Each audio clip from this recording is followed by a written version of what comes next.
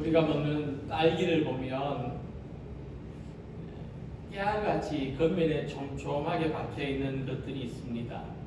우린 이것을 딸기의 씨앗이라고 생각합니다. 근데 정확하게 말하면 그것은 씨앗이 아니라 열매입니다. 그러면 우리가 맛있게 먹는 저 딸기의 빨간 부분은 무엇일까? 그것은 열매가 아니라 꽃받침이 자라난 부분이라고 합니다. 우리는 딸기의 꽃받침을 먹는 겁니다. 식물 가운데 감이나 토마토처럼 씨앗을 감싸고 있는 부분이 자라서 열매가 된 것이 있는데 그것을 참열매라고 하고, 딸기처럼 다른 부분이 자라서 열매가 된 것을 헛열매라고 부른답니다. 식물들 중에 나무 없이 열매만 있는 것은 없습니다. 그래서 우리는 열매를 볼 때 이 열매가 어디서 생겨났는지, 어떻게 자라났는지 열매를 보고 그 근원을 알아볼 수가 있는 것입니다. 그래서 예수님은 열매로 그들을 알지니라고 말씀하셨습니다. 예수님은 우리 삶이 만들어내는 모든 행동의 결과를 열매라고 말씀하신 것입니다. 이 구절에서 예수님은 그들이라고 하는 특별한 대상을 가리켜서 말씀하셨는데, 예수님이 말씀하신 이 그들은 누구일까? 15절 말씀을 볼 때 거짓 선지자들을 가리키는 말씀입니다. 자, 이 거짓 선지자라고 하는 사람들은 진리에서 나오지 않은 사람, 진리가 맺은 열매가 아니라는 것을 말하죠. 그래서 이 거짓 선지자들은 올바른 것을 가르칠 수 있는 능력 또한 가지고 있지 않습니다. 그래서 거짓 선지자들이 가르치는 것은 어떤 거냐면, 한국을 한 번도 경험해 보지 않은 사람이 한국에 대해서 가르치는 것과 같다, 이렇게 비유할 수가 있습니다. 거짓 선지자들은 그들이 올바른 것을 가르치는 것처럼 위장하고 있지만 결국 그들의 열매, 그들의 행동과 삶을 통해서 그들에게는 진리가 없다는 것을 분별할 수 있다는 말씀입니다. 외국 사람들이 우리나라에 와서 놀라는 것 중 하나는, 사람들이 커피 가게에 왔다가 휴대전화기나 노트북이나 심지어 지갑, 가방까지도 탁자위에 놓고 자리를 비우는데 아무도 훔쳐가는 사람이 없더라는 겁니다. 제가 종종 이야기를 들어보면 손에 휴대전화기 들고 가다가 뺏긴 사람도 있다 그러고,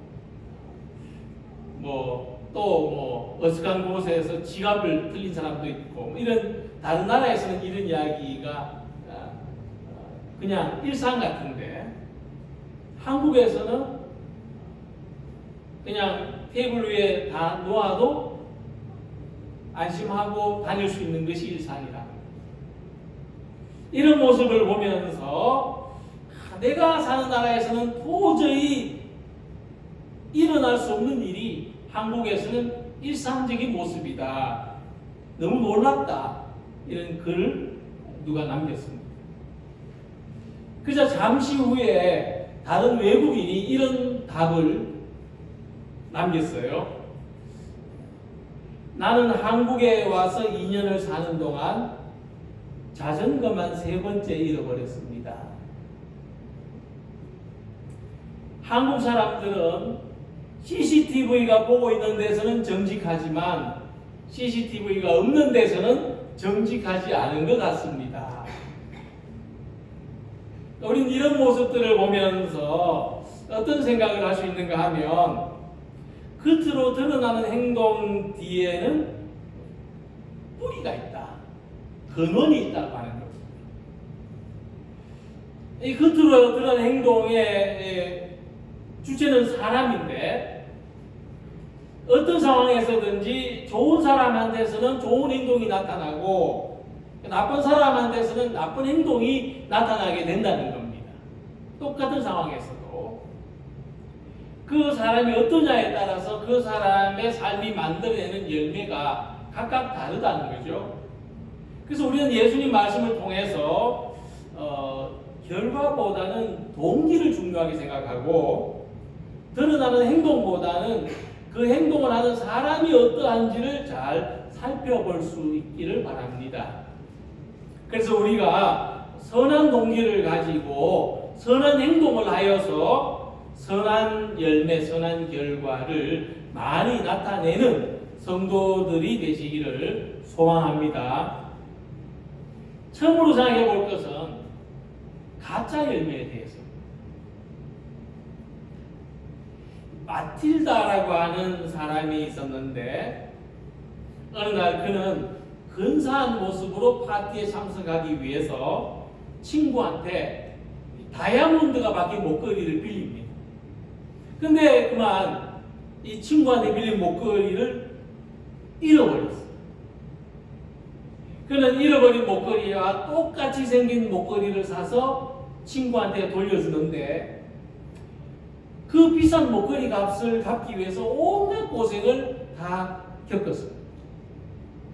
결국 10년을 고생한 끝에 빚을 다 갚았지만 이 그러는 동안 마틸다의 얼굴은 그 삶에 찌들린 흉한 모습이 되고 말았어요. 근데 그 친구가 너 왜 이렇게 변했니? 예전에 그 곱던 모습이 다 사라지고 이렇게 삶에 찌들린 모습이 되었니? 묻자 그만 그동안에 있었던 일을 다 이야기했습니다. 근데 알고 보니 그 친구가 빌려준 목걸이는 가짜였습니다. 주인공이 빚을 갚는다고 온갖 고생을 하면서 겪어온 그 10년의 삶은 괜한 수고가 되고 말았어요. 이 프랑스 작가 모파상이 쓴 목걸이라고 하는 단편 소설 내용입니다. 이 글은 다른 사람들한테 좋게 보이려는 그 욕망과 그 영심 때문에 고통스럽게 살아야 했던 여인의 이야기를 통해서 우리 인간의 어리석은 모습을 잘 나타내 보이고 있는데 이 이야기의 배후에는 거짓말이라고 하는 주제가 깔려 있습니다. 이 마틸다가 잃어버린 목걸이는 진품이 아니라 가짜였다는 사실이 첫 번째고 친구가 이 목걸이를 빌려줄 때 이 목걸이가 가짜였다는 사실을 알려주지 않았어요. 그리고 마틸다 또한 목걸이를 잃어버렸을 때 친구한테 솔직하게 말하지 않았다는 사실입니다. 결국 마틸다가 목걸이 값을 마련하기 위해서 10년 동안 고생을 한 원인이 뭐냐? 서로에게 정직하지 않았다 하는 겁니다. 처음부터 가짜라고 이야기해 주었더라. 목걸이 잃어버렸을 때 내가 미안하다. 너무 귀한 것을 내가 잃어버렸다라고 솔직하게 말해야 한다. 이같이 우리 주변에는 항상 가짜가 있습니다.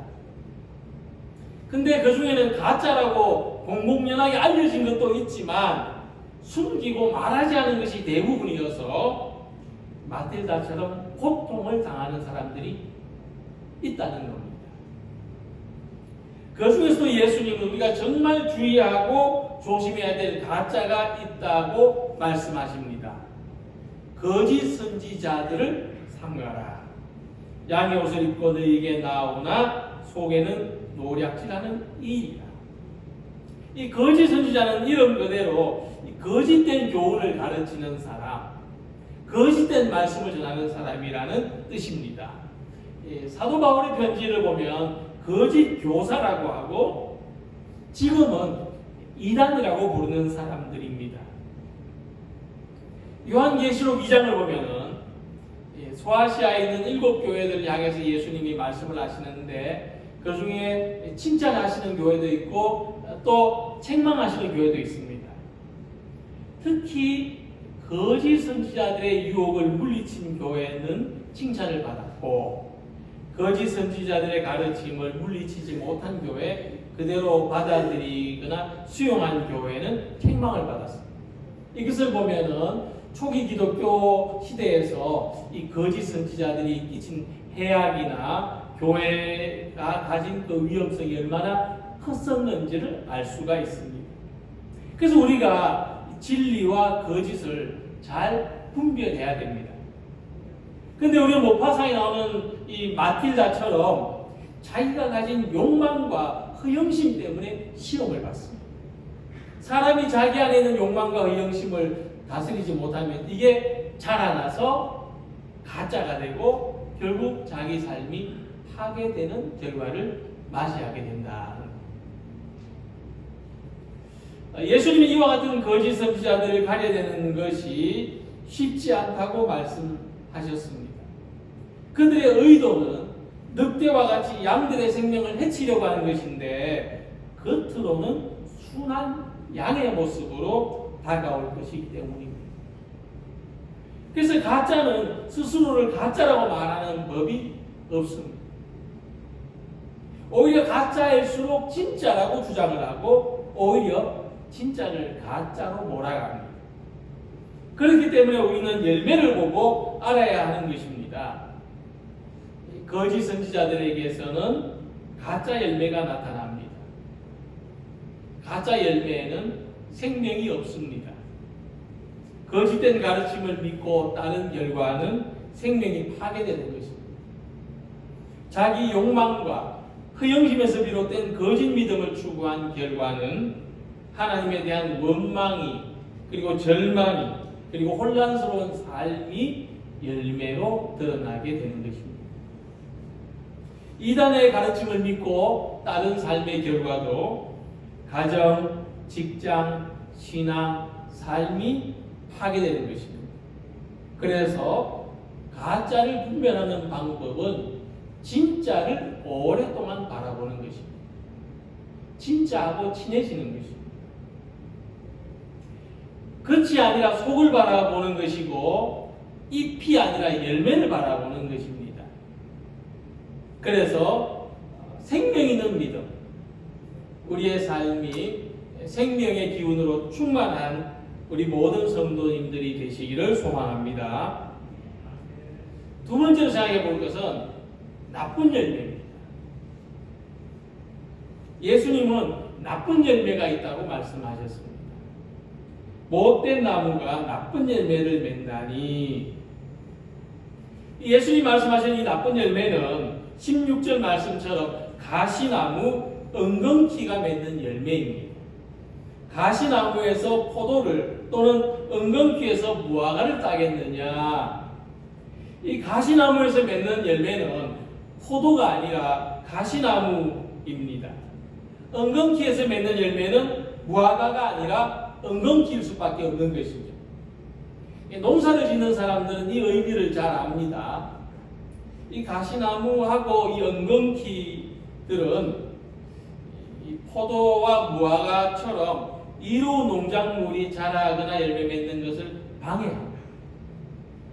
예수님의 그 비유에도 보면은 결실하려고 하니까 가시나무에 막혀가지고 기운을 펴지 못한다, 이런 말씀이 있죠. 열매 맺는 걸 방해하는 거죠. 농부들을 고생시키는 겁니다. 엄밀하게 생각해 볼 땐 가시나무나 은근키가 나쁜 나무는 아니죠. 세상에 나쁜 나무는 없는 겁니다. 근데 예수님은 이제 사람에게 도움을 주느냐 아니면 고생을 하게 만드느냐에 따라서 좋은 나무가 있고 나쁜 나무가 있다, 이렇게 말씀하시는 것이 예수님의 뜻입니다. 그래서 이 가시나무는 가시나무대로, 은근키는 은근키대로 자라고 열매를 맺고 종자를 퍼뜨리지만 결국 농부들에게는 나쁜 나무일 수밖에 없는 것입니다. 이와 비슷하게 논에 가면은 드렁허리라는 물고기가 있는데 뱀장어처럼 길게 생겼습니다. 근데 지금은 멸종 위기라서 귀한 대접을 받지만 농부들이 별로 안 좋아하는 싫어하는 물고기입니다. 드렁허리는 논에 구멍을 파고 사는데 때로는 논두렁을 파고 들어가지고 약한 논두렁을 무너뜨리는 게 드렁허리입니다. 그래서 이 드렁허리라는 이름도 논두렁헐기라는 뜻에서 나온 것이라고 합니다. 그러니까 드렁허리는 태생이 그렇습니다. 태생이 논두렁에 구멍을 내야 살 수 있는 그런 생물이지만 농부한테는 골칫거리. 지금 우리도 마찬가지죠. 우리도 내가 하고 싶은 대로 말해야 됩니다. 우리도 내가 하고 싶은 대로 행동해야 됩니다. 그런데 이것이 다른 사람한테 골칫거리가 될 수 있다. 그래서 우리의 말과 행동이 다른 존재한테 어떤 영향을 끼치는가에 따라서 좋은 나무, 좋은 열매가 되기도 하고 나쁜 나무, 나쁜 열매가 되기도 하는 겁니다. 그래서 우리가 그냥 내가 좋아서 하는 말, 내가 좋아서 하는 행동이 사람들 사이에서 나쁜 열매를 맺고 있지는 않는지 돌아볼 수 있어야 합니다. 비폭력 대화를 창시한 로젠버그는 사람의 모든 행동에 나쁜 의도가 없다 그랬습니다. 그러니까 나쁜 나무가 없는 것처럼, 나쁜 물고기가 없는 것처럼 사람의 의도, 사람의 행동에도, 사람의 욕구에도 나쁜 게 없습니다. 우리가 가진 욕구는 다 우리의 삶을 위해서 필요한 겁니다. 근데 이런 경우가 있죠. 남의 물건을 훔쳐가는 도둑은 뭐냐? 그도 욕구 자체는 나쁜 게 아닙니다. 원하는 것을 가지고 싶은 거는 누구에게나 있는 거죠. 그런데 그 욕구를 실현하는 방법이 나쁜 겁니다. 이래서 가지지 않고 남의 것을 훔쳐서 다른 사람한테 피해를 주기 때문에 그렇습니다. 그러니까 우리가 내가 원하는 것을 이루면서도 또 다른 사람이 원하는 것을 해치지 않을 때, 내가 가진 욕구도 만족시키면서 다른 사람의 욕구도 만족되게 할 때 우리의 말과 우리의 행동은 좋은 열매를 맺을 수가 있다. 늘 다른 사람에게 어떤 영향이 미칠까를 잘 생각해야 되는 거죠. 그래서 로젠버그는 추천하기를 내가 원하는 것이 있을 때 폭력적인 말로 하지 말고 지적하거나 비판하거나 판단하거나 이렇게 하지 말고 다른 사람이 원하는 것도 존중해주라. 이런 대화의 방법을 비폭력 대화라고 불렀습니다. 시키지 말고 부탁하라. 이런 거죠. 그래서 이 나쁘다고 하는 우리말의 어원은 나뿐인 사람, 그리고 좋은이라고 하는 우리말의 어원은 주는 사람이란 뜻입니다. 그러니까 나쁜 사람은 나뿐인 사람이고 좋은 사람은 나누어 주는 사람이라는 거죠. 사람이 자기만을 위해서 말하고 행동할 땐 결국 나쁜 열매를 맺게 된다. 내가 의도하지 않았지만 결국 나쁜 열매를 맺게 된다. 그래서 이단에 속한 사람들이 찾아와서 빨래를 해준다고 합니다. 애기도 봐준다고 합니다. 밥도 해준다고 합니다. 그러니까 그 사람도 우리 집에 좀 왔으면 좋겠다 생각할 수가 있겠죠. 그들이 정말 교회에서는 볼 수 없는 모습이다. 정말 이 사람들은 주님이 가르치는 대로 사는 것 같고 참 헌신적이고 친절하고 열심히 있다. 좋게 보일 수도 있습니다. 그런데 그들이 왜 이렇게 하는지 동기를 살펴보면은 다른 사람에게 도움을 주기 위해서가 아닙니다. 자기의 이익을 위해서, 자기가 속한 단체 이익을 위해서 다른 사람을 이용하는 것에 지나지 않은 것입니다. 어떤 실적 같은 걸 정해놓고 그걸 채워야 구원받는다, 천국 간다, 이런 것이기 때문에 자기 목적을 위해서 하는 거죠. 그래서 순수하게 다른 사람을 돕기 위해서 하는 것과는 근원이 다르다는 거죠. 우리도 마찬가지죠. 우리도 나를 위해서 무엇인가 좋은 일을 하려고 한다면 이런 사람들과 다르다고 할 수 없는 겁니다. 그래서 주님은 우리가 맺는 열매가 나를 위해서 맺는 나쁜 나무가 아니라 이웃과 세상을 위해서 열매 맺는 좋은 나무가 되기를 원하십니다. 그래서 우리의 삶은 어때야 됩니까?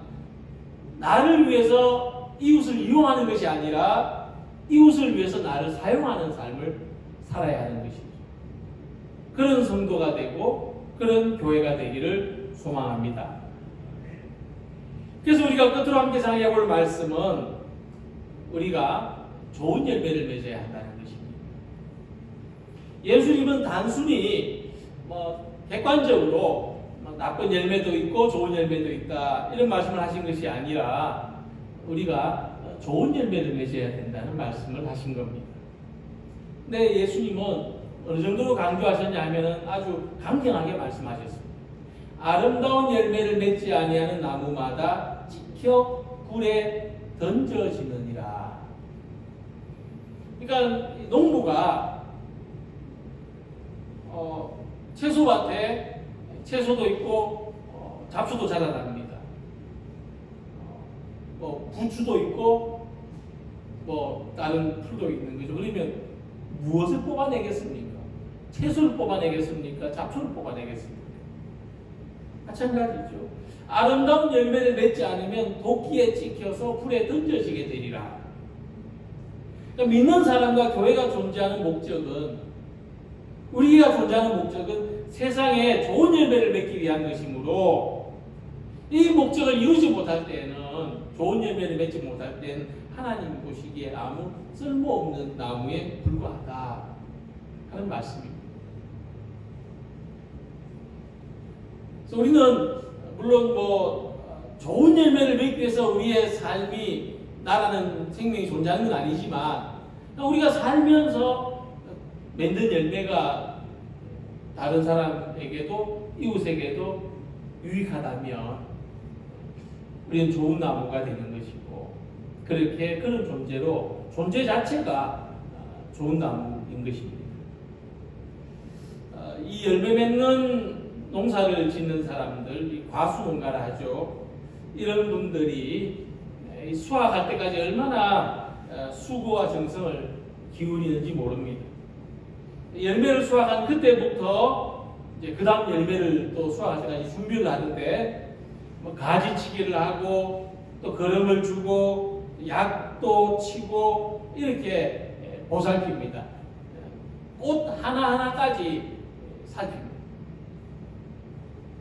근데 예수님은 이 모든 과정을 예수님하고 우리하고의 관계로 설명하셨습니다.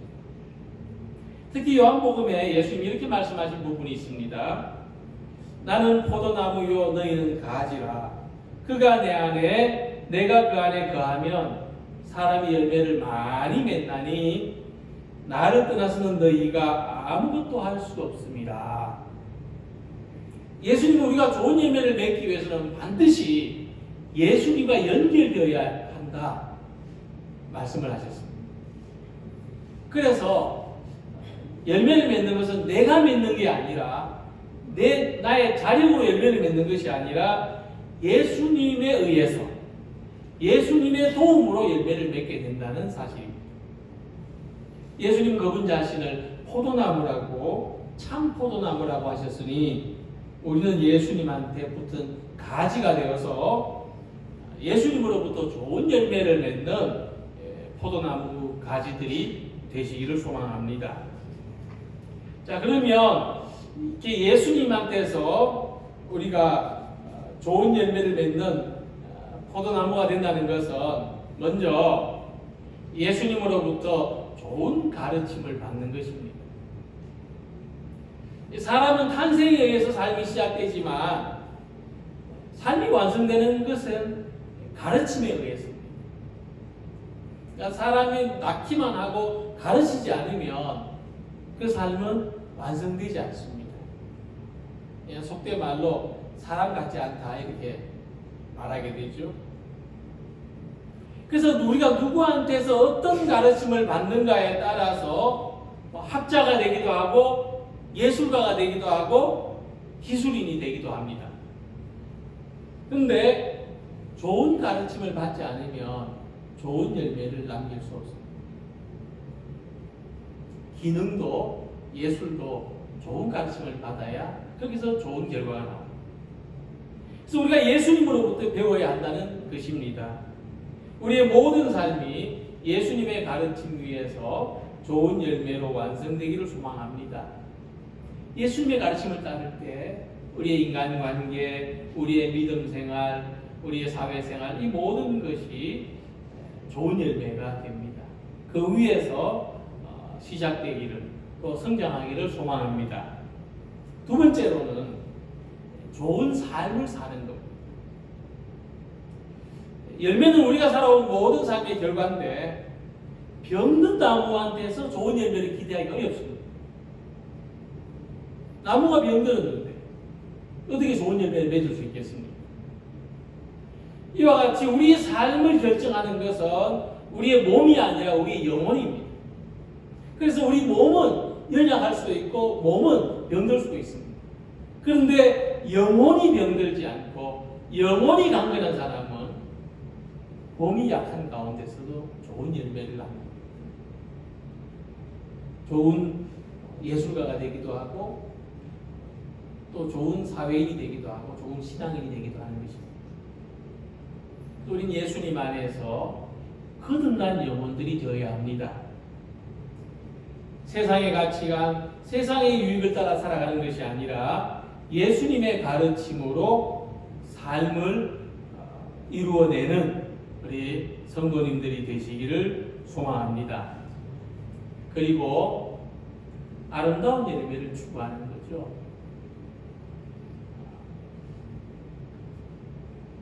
태풍이 지나간 다음에 땅에 떨어진 열매들을 보면 괜찮아 보이는데, 좋아 보이는데 그냥 내다 버리는 것을 봤습니다.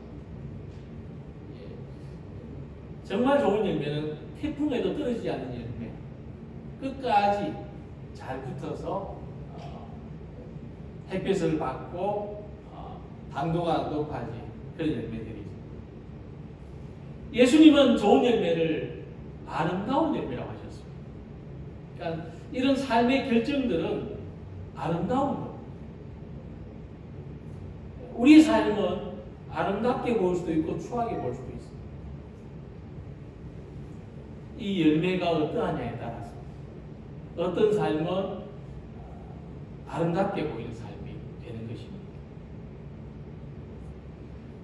예수님 갈라디아서 5장에 보면 사도 바울은 세상에서 가장 아름다운 열매에 대해서 이야기를 합니다. 우리 삶이 맺을 수 있는 가장 아름다운 열매가 어떤 것들이냐? 오직 성령의 열매는 사랑과 희락과 화평과 오래 참음과 자비와 양선과 충성과 온유와 절제니 이 같은 것을 금지할 법이 없느니라. 네, 그렇습니다. 우리가 과일나무를 하나 심었는데 좋은 열매만 맺어 또는 좋은 열매를 맺지 마 이렇게 할 수가 없는 겁니다. 그냥 거기서 열매가 달리는 거죠. 하나님은 우리의 삶에 아름다운 것을 추구할 수 있게 하셨어요. 우리는 내가 어떻게 살아가냐에 따라서 내 삶의 열매가 아름다울 수도 있고 그렇지 않을 수도 있는 겁니다. 근데 하나님은 우리에게 아름다움을 추구할 수 있게 하셨다는 거예요. 그러니까 우리가 옷을 보면 어느 게 더 예쁜 옷인지 알잖아요. 그림을 봐도 뭐 어떤 게 더 잘 그린 그림인지 알잖아요. 이런 것처럼 우리는 아름다운 것을 분별할 수 있습니다. 이와 같이 우리의 삶의 모든 결과가 아름다운 열매가 되기를 소망합니다. 외모를 아름답게 가꾸는 것만 아니라 속 사람이 아름다워지는 것이죠. 우리 속 사람은 하나님의 성령이 거하는 성령의 전이라는 것을 알고 성령의 감동과 성령의 능력으로 살아가서 아름다운 열매를 맺는 삶, 하나님께는 기쁨이 되고 또 세상에는 영광이 되는 우리 모두가 되시기를 주님의 이름으로 기원합니다. 기도드리겠습니다.